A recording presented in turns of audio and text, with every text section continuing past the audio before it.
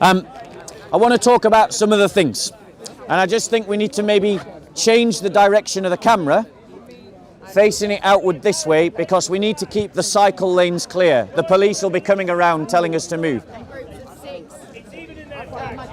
So we've got to keep the cycle lanes clear, guys, or the police come around and tell us to move. I'm just letting you know. Yeah. If you stand that side, you stand. Yeah. So let me just grab this camera and put it here. I don't know about the focus or anything like that. So what I want to talk about today are what laws we can put in place to defeat Islamists. Right now, we have a situation in France where there has been the beheading of a teacher in France because that teacher showed the Charlie Hebdo cartoons to a classroom of people. And a Muslim killed a teacher and decapitated them. And they did this because they are inspired by a prophet who called for the assassination of those who insulted him. Muhammad called for their assassination. And Muslims are following a well-established principle in Sharia law, which is that if you insult the Prophet, you suffer the consequences. One of the terrorists that recently attacked because of the Charlie Hebdo reprints connected to the trial of the original Charlie Hebdo attacks a few years ago, his father said, "I would gladly sacrifice all my sons for the honor of the Prophet." And our liberal governments are incapable and unwilling to tackle the Islamist problem. And they are unwilling and unable to tackle the Islamist problem because of their liberal ideology. Their liberal ideology confuses religious identity with ethnic identity.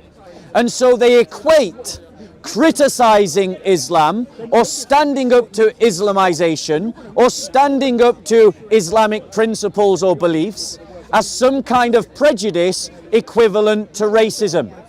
Now, I want to put it on the record that I am against all forms of racism.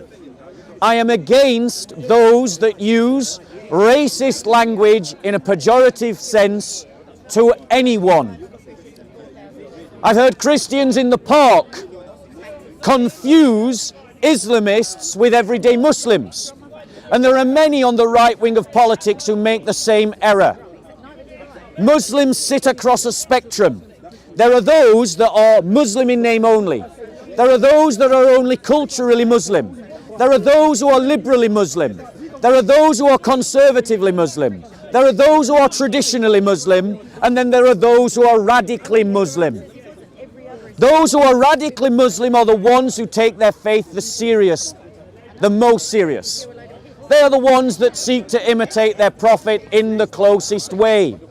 The very word radical means to go to the root, to return to first principles.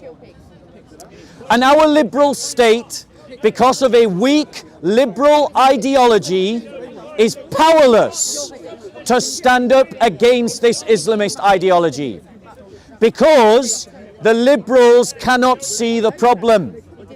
And they have enshrined in law attitudes and beliefs that tie their hands in the struggle against the Islamists.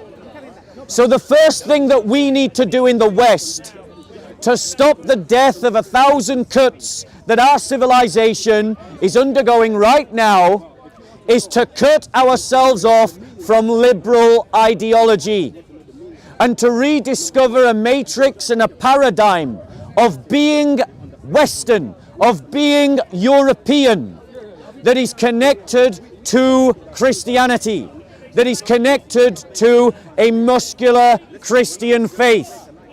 The kind of muscular Christian faith that has defeated the Islamists before, on more than one occasion.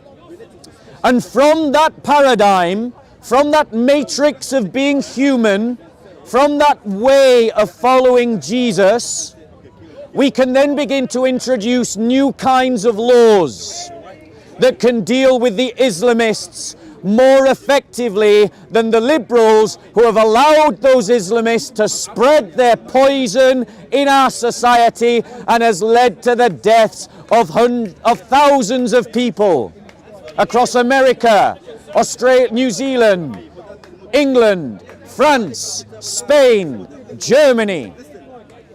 There is a reason why Poland and Serbia and Ukraine don't have a problem with Islamists. It's because they don't have big Muslim populations. So we need to introduce laws that effectively tackle the source of the problem. Because the Muslim community, though largely innocent of the crimes of the Islamist, serve as the lake and the river through which the Islamists swim through. Bro, can you take your conversation? So, guys, what we need to do is we need to wash our hands of liberal weakness, embrace with a pride and a confidence and a solidity of soul a Christian identity and a Christian culture, and then produce laws accordingly. So let me give you some laws that we could introduce to tackle the Islamist problem across Western Europe. Firstly, reintroduce the law of banishment, to expel someone from the realm, to kick someone out of the country, to de-citizenize those who are Islamists. Take away the passport of Anjem Choudhury and make him a person non grata in the UK, a person unwelcome in the UK. And do the same with all of his little group and all of his followers. Take away their citizenship, remove them from the idea of being Britain, cast them out of the country with no right of return. Yes, that breaks international law, but who cares? The institutions upholding international law are themselves morally bankrupt. So let's just tear up the treaty that says that we can't de-citizenize Anjem Choudhury and his ilk. The second law that we need to introduce. One second. Bloodfire, could you take this conversation that way? Please, could you? Thank you. So the second law that we need to introduce is the law of the outlaw. The law of the outlaw. What is an outlaw? An outlaw, when we think of it culturally, as a cowboy. They were never outlaws. An outlaw is when someone is declared to be outside of the protection of the law.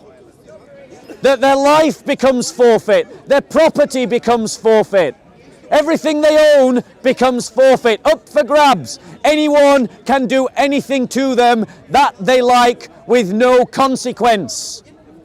We should introduce the concept of the outlaw back into European civilization and declare the Islamists, Anjem Choudhury and his ilk, to be outlaws, which means that you can do anything to them and the police and the courts won't touch you. With those two laws, the British people, the French people, the Spanish people and the German people will deal with the Islamists within 5 years. That's what we'll do.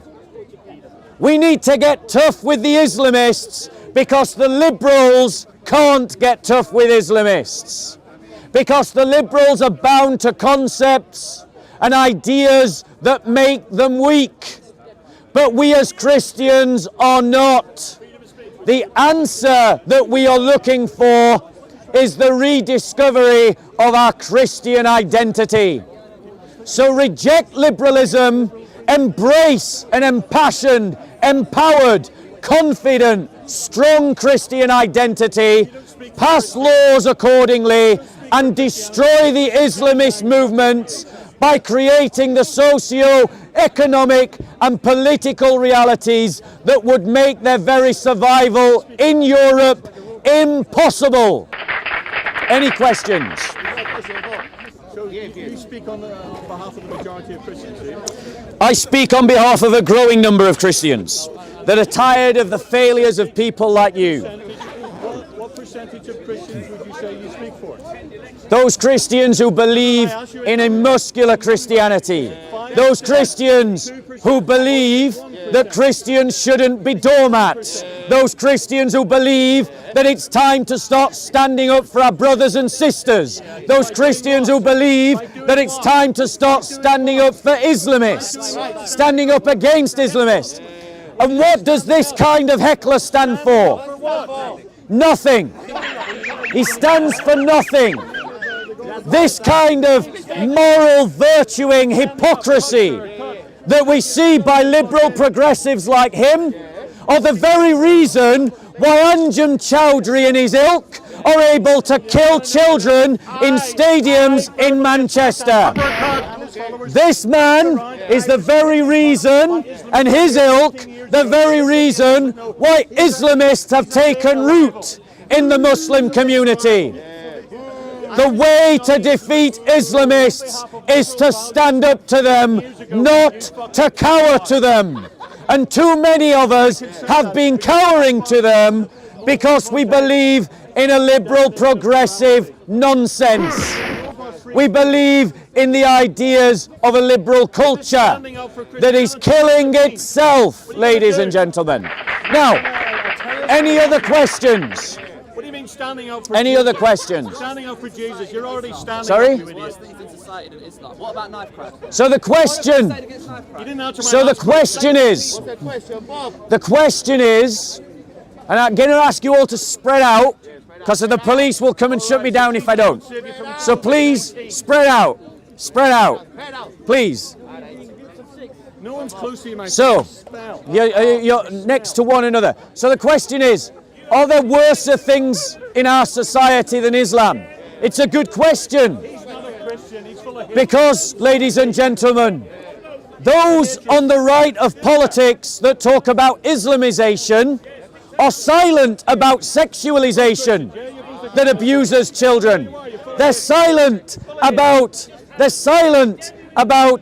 kind of liberalization that creates a kind of economy that drives people into poverty. They're silent about the many other kinds of isms that are destroying our society, like rampant divorce and the destruction of the family, like abortion. Christians, we have to offer a better culture to all of these things. You can rant about Islamization, but you need to stand up against liberalization. You've got to stand up against sexualization. You've got to offer a culture that is life-giving, not life-taking. And right now, we have a culture that is life-taking. Any other questions? Jesus was a bastard, he didn't have a proper father. Any other questions? Okay, Who was Jesus' so in that case, ladies and gentlemen, I'd like to talk about a different topic.